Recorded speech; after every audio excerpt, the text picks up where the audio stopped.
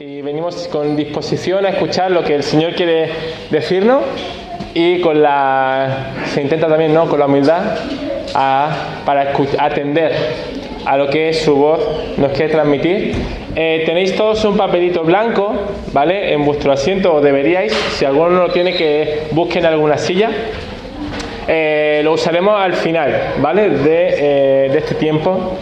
Y seguimos desarrollando esta exposición en el libro de Habacuc, y vamos a hacer como dicen en la serie, ¿no?, eso en capítulos anteriores. Así que vamos a situarnos.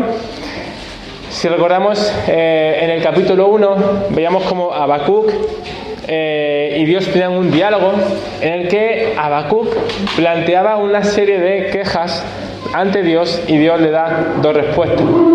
Y en el segundo capítulo, esa serie de respuestas nos hablan de esos ayes de condenación por diferentes actos pecaminosos que habían tenido como pueblo y la realidad que había alrededor.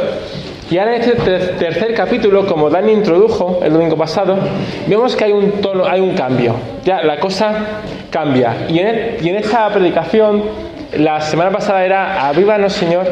Y en el tiempo de hoy quiero pedirle, Señor, enfócanos. Enfócanos en recordar tu poder. Ayúdanos a recordar que tú eres el Dios poderoso, supremo y de majestad. Así que nos acercamos a un texto que tiene mucha apariencia de ser una antigua adoración litúrgica, y eso lo vamos a ver en una serie de referencias como el tono. Ya hablamos de ese tono de Sillonot, que son con muchos cambios de intensidad en el texto y con una gran carga emocional, con muchos cambios. Las referencias de Sela, ¿no?, esos instrucciones musicales para parar, reflexionar y detenerse. Y luego al final del capítulo vemos esas indicaciones al director con una serie de instrucciones. Así que Habacuc nos deja esta teofanía, es decir, esta manifestación divina de Dios, y lo hace con una expresión gráfica de los pensamientos y sentimientos del profeta. Como dicen algunos comentaristas, aquí Habacuc siente esta oración de una forma muy íntima, muy profunda, no como un espectador, sino como un actor, contemplando, viendo esa realidad que él mismo está expresando. Por lo tanto, aquí el profeta nos deja una poderosa y preciosa oración y no tanto una profecía. Nos deja un himno exuberante, rico y muy pleno, que reafirma la fe en la bondad de Dios, pero también su poder por encima de todas las circunstancias y de todas nuestras realidades. Un himno que nos enfoca en la bondad y el poder de Dios en el pasado, en el presente y en el futuro. Un himno que nos enfoca en la bondad y el poder de Dios desde una perspectiva soberana y cósmica.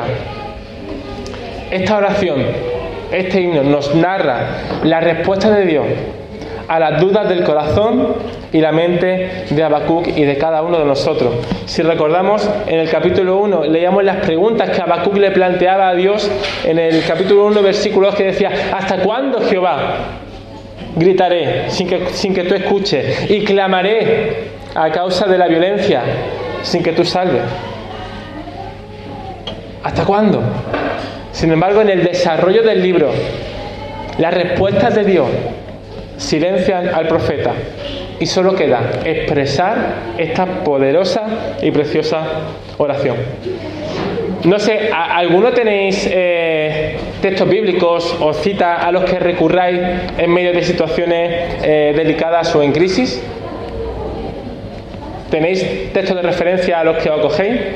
Un pasaje como este es una recomendación, puede ser un texto que tengamos muy presente en todos estos momentos en los que nos encontramos, para saber cómo enfocar y cómo expresar quién es Dios, el Dios poderoso y soberano en cualquier situación.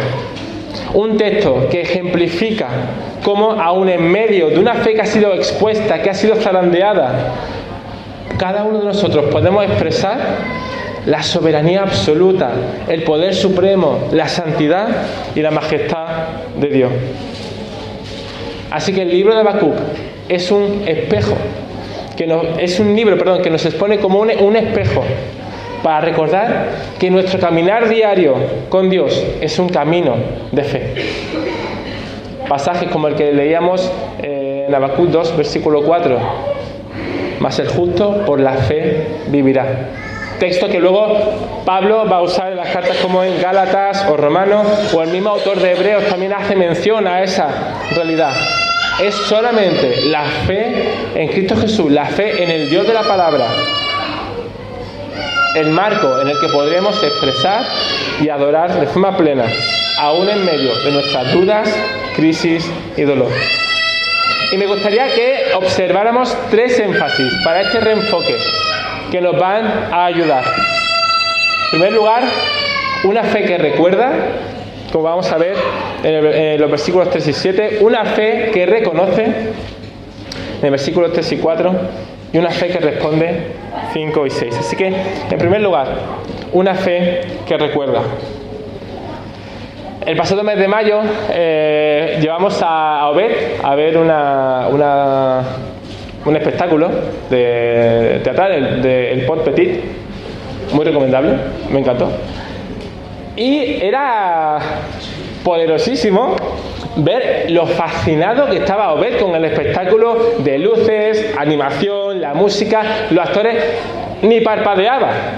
Estuvo ahí quieto 1 hora y pico sin decir ni mu, más que mira mami, mira papi. Estaba alucinando. Salimos y lo primero que decía es ¿cuándo volvemos? Ahora esta representación fue en el Centro Cultural de Tarrasa, y cada vez que pasamos por la puerta dice mami, papi, vamos a ver el Pot Petit. ¿Por qué pasa eso? Porque ese lugar lo remite a una experiencia que él recuerda como un momento extraordinario. Un momento en el que pudo experimentar una felicidad y un espacio que para él era confortable, seguro, alucinante. Y Habacuc aquí hace algo similar con este texto. Conecta este texto con la experiencia del Éxodo. Ese momento cuando Dios había realizado todas las acciones poderosas a favor del pueblo. Y en este gesto de adoración, en esta teofanía que él tiene, Habacuc recuerda la gesta, la hazaña que Dios tuvo cuando salvó a su pueblo y lo liberó de Egipto. El momento en el que Dios pone todo su ejército celestial a favor de Israel. Vemos aquí 2 pasajes, ¿no? Dice, Dios viene desde Temán, o el santo desde el monte de Parán, o el versículo 7 dice, he visto las tiendas de Cusán en aflicción, las tiendas de la tierra de Madián también.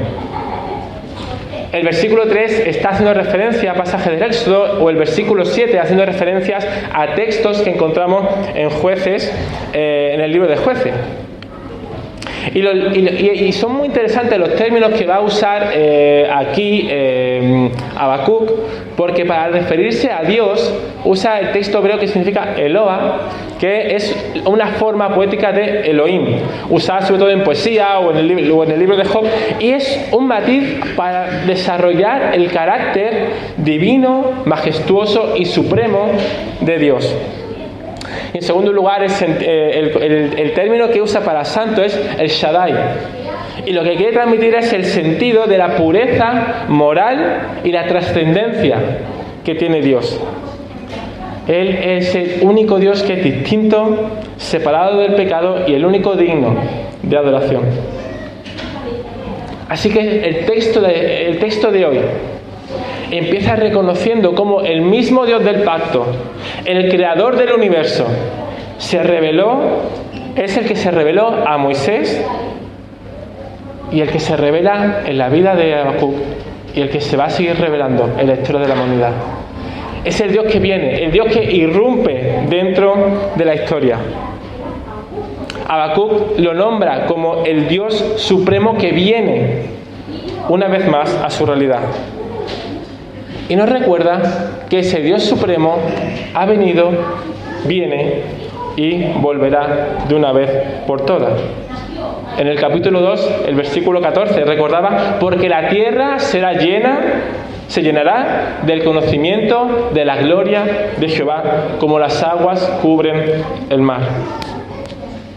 Así que mientras Israel estaba frustrado, anhelando recuperar su esplendor y se lamentaba por su realidad, lo que Dios está haciendo es volver y recordarle, habrá un momento en el que esto acabará. El énfasis que encontramos en este texto es recordar que la venida de Dios, que la venida de Dios mismo es la fuente de esperanza para el pueblo del Señor. La esperanza de que Él va a volver y va a acabar con toda esta realidad es uno de los énfasis que aquí Habacuc nos deja. Y déjame hacerte una pregunta. ¿Cuántas veces Dios ha hecho algo en tu vida que en el momento ha hecho que te arrodilles y agradezcas y alabes y estés eufórico, pero que luego te has olvidado? Ahora me voy a poner aquí un médico, ¿vale? Así que, permiso al médico, me pongo dos médicos, perdón. O tres, no sé, muchos médicos. Y voy a hacer un diagnóstico, soy neurólogo, ¿vale?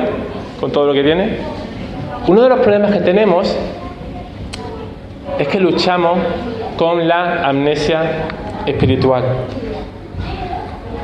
La amnesia espiritual podríamos definirla como el hecho de olvidar quién es Dios, lo que ha hecho y quiénes somos en Él, viviendo como si nunca lo hubiéramos conocido. ¿Cómo fue tu experiencia cuando conociste a Jesús? ¿Cómo has llegado hasta aquí? ¿Por qué estás escuchando una exposición como esta? ¿Te guste más o te guste menos? ¿Qué ha hecho Dios a lo largo de tu vida que necesitas traer a tu recuerdo para renovar tu fe? Como el profeta trae a tu memoria el recuerdo de cómo Jesús vino, cómo Jesús está en tu vida a través del Espíritu Santo, y recuerda que volverá. Recuerda la obra de salvación de Dios, porque una fe que no recuerda es una fe que olvida, y una fe que olvida es una fe frágil, fácil de distorsionarse y de apagarse. Recuerda que Jesús vino para traer vida y traerla en abundancia, como vemos en Juan 10:10. Así que en medio de tu realidad más compleja, más difícil, recuerda que Dios ha venido, que viene y que vendrá en gloria para llenar la tierra de su conocimiento. Antes de que Él nos remite a Apocalipsis, y necesitamos anhelar ese momento en el que Él va a regresar. Como encontramos en Apocalipsis 22:12, que dice: «He aquí yo vengo pronto, y mi galardón conmigo». Así que recordemos quién es el Dios de nuestra salvación, el Dios que te ha dado la salvación, la esperanza. Recuerda que hay un Dios que irrumpe en la historia con el deseo de acercarse a ti y revelarse de una forma personal y cercana. Acerquémonos también como comunidad a la cruz y recordemos, tal como un niño recuerda ilusionado ese momento lleno de emoción, que Él ha venido, que Él está y que también volverá. Así que una fe que recuerda. La segunda parte, una fe que reconoce. El versículo 4 y la segunda parte del 3 dice: «Su gloria cubrió los cielos, la tierra se llenó de su alabanza.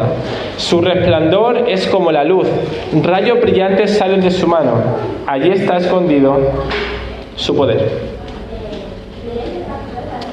¿Quién diríais actualmente que es la persona más poderosa del mundo?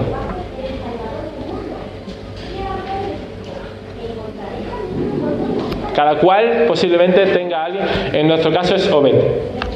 Ahora es la persona más poderosa, que tiene más poder en casa.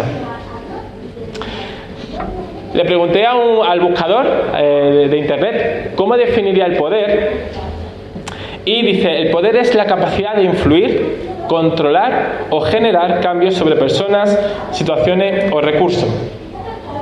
Todos queremos ejercer poder sobre algo o sobre alguien. No sé si actualmente encendemos la tele, vamos a ver como todos son batallas de poder.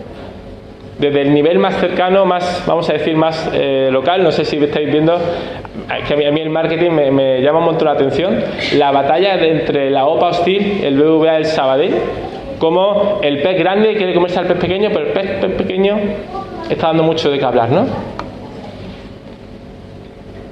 Los partidos políticos, cómo es esa lucha de poder para ver quién puede degradar más al otro, o en un nivel de mayor dolor profundidad como el genocidio que estamos viendo sobre el pueblo palestino, o la realidad de Ucrania, o la realidad de tantos hermanos que están sufriendo en diferentes partes del mundo. Pero aquí Habacuc nos está mostrando otra definición del poder. Nos muestra cómo Dios es el que sostiene el poder supremo. Cuando Dios irrumpe en la historia, irrumpe con el poder cósmico y único que Él tiene como Dios. Es un poder que no tiene sombra. Es un poder que tenemos la confianza y la certeza de que no puede haber nadie que le haga un pulso. Y aquí lo que hace el profeta es dejarnos una imagen preciosa y poderosa. Porque nos refleja que un poder, por grande que sea, aun con la dimensión más suprema que podemos pensar que lo recibimos de una forma limitada. Dice que en su mano está escondido su poder. Y lo que el profeta seguramente trata de decirnos es que aun con ese poder soberano y absoluto que nosotros podemos leer, percibir, experimentar, es solo una parte del poder que tiene el Dios del universo, el Dios en el que creemos, Eloah. Que todo aquello que vemos son solo destellos de su inmensidad. Que a pesar de las manifestaciones poderosas que tuvo en Éxodo, a pesar de haber derrotado a la muerte, solo recibimos una parte parcial de su poder. Porque nos recuerda que su soberanía, su gloria, su majestad es tan grande que si la viéramos, moriríamos. Que si la viéramos, caeríamos destruidos ante esa plenitud. Pasajes como 1 de Juan 1 al 5 nos habla de ese carácter de Dios, de esa identidad divina que tiene este Dios. Dice, este es el mensaje que hemos oído de Él y os anunciamos. Dios es luz y no hay ninguna tiniebla en Él. O 1 Timoteo 6:16 que dice, el único que tiene inmortalidad, que habita en luz inaccesible, a quien ninguno de los hombres ha visto ni puede ver, al cual sea la honra y el imperio sempiterno. Amén. Sin embargo, cuando leo esto, pienso, ¿cuánto me cuesta, a mí al menos, reconocer esa dimensión gloriosa del Dios Santo? ¿Cuánto me cuesta recordar y reconocer que el Dios en el que creo y al que sigo es el Dios cuyo poder trasciende cualquier referencia en la que pueda pensar? Y los motivos no lo sé, pero pienso, ¿no? El impacto que tiene en cada uno de nosotros la rutina y la cotidianidad en nuestro caminar diario con el Señor Jesús. La importancia y el enfoque temporal que le damos a tantas cosas, el materialismo, la influencia de todos los énfasis culturales y sociales, la hiperconectividad con los dispositivos móviles, con cualquier elemento que nos tiene tan abrumados, nos distraen y en muchas ocasiones incluso nos hacen perder de vista esa dimensión espiritual y soberana que necesitamos reconocer. La dimensión que nos da la Biblia acerca de la realidad gloriosa abarca tanto lo que vemos como lo que no vemos. Ahora hay una dimensión que podemos observar cada uno de nosotros. Me gustaría que os miráis uno a otro. Venga, decir alguna cosita. Guapo, qué bien hueles, qué bien te veo. Hay una realidad que vemos. ¿verdad? Yo aquí os veo y digo, qué bonitos que es esta iglesia. Qué bonitos sois todos. Pero me enfoco a veces tanto en esta realidad que pierdo de vista que hay otra dimensión gloriosa que también está presente, que también está aquí. Una realidad sobrenatural en la que Dios obra, en la que Dios no se mantiene quieto, no se mantiene callado. Sin embargo, uno de los grandes énfasis culturales de nuestro día a día es que lo que no se ve se considera irreal o irrelevante. Y que para que algo se considere real, tenemos que verlo, oírlo, tocarlo, olerlo, pesarlo o medirlo. Hay un autor, Os Guinness, que habla sobre el impacto de la modernidad en su libro Gente Imposible, y dice: la modernidad avanzada tiende a hacer que las personas pierdan toda una dimensión de la realidad en nombre del realismo. Esto refuerza la cosmovisión naturalista del cientifismo y el secularismo y convierte la cosmovisión sobrenatural del cristiano en algo carente de sentido. Y esto es un problema porque nuestra cultura postcristiana ha impactado tanto en cada uno de nosotros, de modo que tenemos dificultades para percibir y creernos con firmeza esta realidad invisible. En 2 Corintios 5:7, Pablo recordaba: en efecto, vivimos por fe y no por vista. Y nuestra dificultad hoy en día para muchos de nosotros es que a menudo lo invisible es tan poco real para los cristianos como para los escépticos y, como decía la evangelista Rebecca Manley Piper, llegamos a convertirnos en ateos funcionales. Se pone la piel de gallina cuando pienso en esta realidad. A menudo lo invisible es tan poco real para nosotros que llegamos a convertirnos en ateos funcionales. Cuando vinculamos nuestra fe, nuestra certeza únicamente a la experiencia, a así me siento, así hago, cuando eso cambie, nuestra fe cae y nos convertimos en ateos funcionales. Pablo nos exhorta a no perder de vista esa realidad espiritual. En 2 Corintios 5:18 dice así, no sé si lo tengo aquí, no. Así que no nos fijamos en lo visible, sino en lo invisible, ya que lo que se ve es pasajero, mientras lo que no se ve es eterno. Y una realidad que vamos a ver en el siguiente bloque, cómo incluso las colinas, los montes desaparecerán, pero los caminos del Señor permanecen para siempre. Así que como Habacuc debemos reconocer esa dimensión espiritual en la que el Dios soberano tiene todo el poder y toda la gloria y nos evoca a deleitarnos profundamente en esa dimensión. Y en tercer lugar, hemos hablado de una fe que recuerda, una fe que reconoce y una fe que responde. Una fe que responde en asombro. ¿Qué cosas te asombran en el día a día? ¿Identificas cosas que a ti te digan wow en tu día a día? Piénsalo. Puede ser un amanecer, puede ser un videojuego nuevo, una montaña, un sticker, el nuevo iPhone 17. ¿Qué te asombra? ¿Qué nos asombra? Cuando hablamos de asombro es que yo diga, mi madre, qué locura. Aristóteles y Platón coincidían en que el asombro era el punto de partida de cualquier proceso de pensamiento, y en su caso especialmente lo acuñaban a la ciencia o a la filosofía. Pero yo también me atrevería a decir que el asombro es necesario para cualquier proceso de profundizar en nuestra espiritualidad. Sin embargo, en el siglo XXI, la capacidad de asombrarnos está en declive.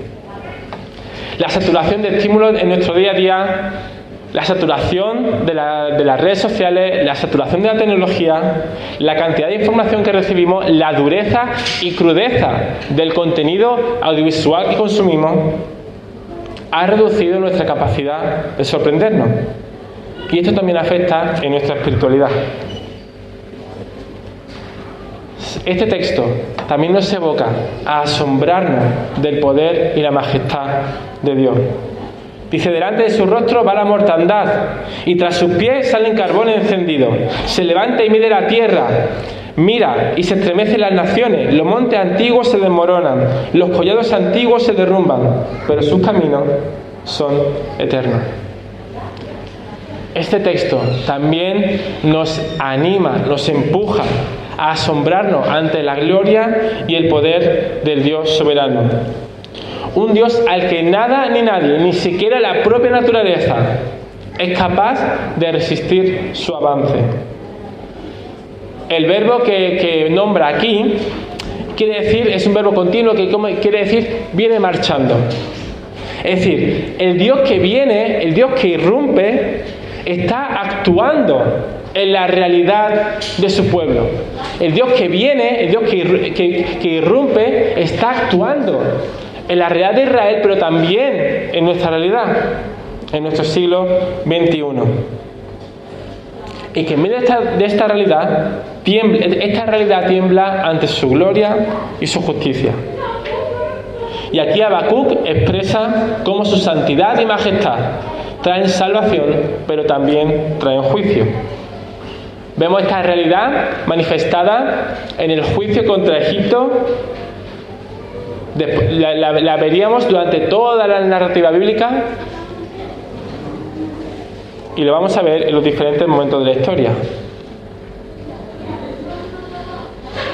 Y textos como este deberían decir: Señor, ayúdame a entender tu grandeza. Ayúdame a entender que no podemos pelear contigo y pensar que podemos ser Dios. Ayúdanos a rendirnos delante de ti y vivir vida que te adoren y confíen. En Hebreos, capítulo 12, versículo 29, dice: porque nuestro Dios es fuego consumidor. Se nos olvida muchas veces, ¿no?, en el Nuevo Testamento, en el Nuevo Pacto, que el carácter de Dios no ha cambiado, que su justicia sigue obrando de la misma forma que en el texto que estamos encontrándonos hoy. Déjame preguntarte, ¿cómo podemos seguir asombrándonos en nuestro día a día con el poder del Evangelio? Recordándonos quién éramos en la persona de Cristo, quién éramos en Cristo. La semana pasada Dani nos remitía al texto de Apocalipsis, ¿no? De Apocalipsis 2, cuando le envía la carta a la iglesia en Éfeso y le dice: pero tengo contra ti que has dejado tu primer amor. Recuerda por tanto de dónde has caído y arrepiéntete y haz las primeras obras, pues si no, vendré pronto a ti y quitaré tu candelero de su lugar si no te hubieres arrepentido. Necesitamos reconocer la grandeza de Dios. Necesitamos recordar que Dios no nos amó cuando éramos dignos de amor, sino cuando éramos enemigos suyos, como dice Romanos 5:8. Necesitamos reconocer y meditar en cómo el Creador del universo decidió hacerse hombre, sufrir y morir por nosotros, para darnos una esperanza viva y mostrarnos su poder y gloria en la persona de Jesús. Necesitamos recordar el poder de la cruz. Y cómo la cruz no solo muestra el costo de nuestro pecado, sino la profundidad del amor divino de Dios. Así que el asombro con el Evangelio nace de recordar la gravedad de nuestro pecado, la magnitud del amor de Dios y la gloria del plan redentor que sigue transformando el mundo. Y aquí os quiero dejar tan solo como tres elementos de referencia que nos puedan ayudar a seguir asombrándonos cada día con el Evangelio. Primero, asombrándonos con el Evangelio con frescura y humildad. Que cada lectura, cada predicación, cada oración pueda ser una oportunidad para redescubrir su belleza. Que nos acerquemos, como el salmista decía en el capítulo 119, versículo 18, abre mis ojos y miraré las maravillas de tu ley. En segundo lugar, asombrándonos con lo que el Evangelio sigue haciendo hoy en día. Recordando la obra de Cristo en nuestra vida, pero también cómo se sigue moviendo alrededor nuestra. Cómo sigue revelándose a la vida de tantas y tantas personas. En Barcelona, Cataluña, en España y en diferentes partes del mundo. Y asombrándonos también con la gloria de la Iglesia. El asombro se alimenta también en la adoración individual, pero también en la adoración comunitaria. Porque la adoración comunitaria tiene la capacidad, mediante la obra del Espíritu, de cambiar toda la información que recibimos en adoración genuina profunda.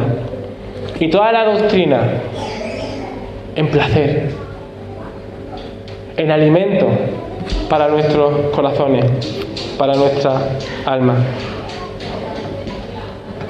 Y me gustaría, ya terminando, dejaros con esta pregunta. ¿Qué evita hoy en día que podamos asombrarnos del poder y la gloria de Dios?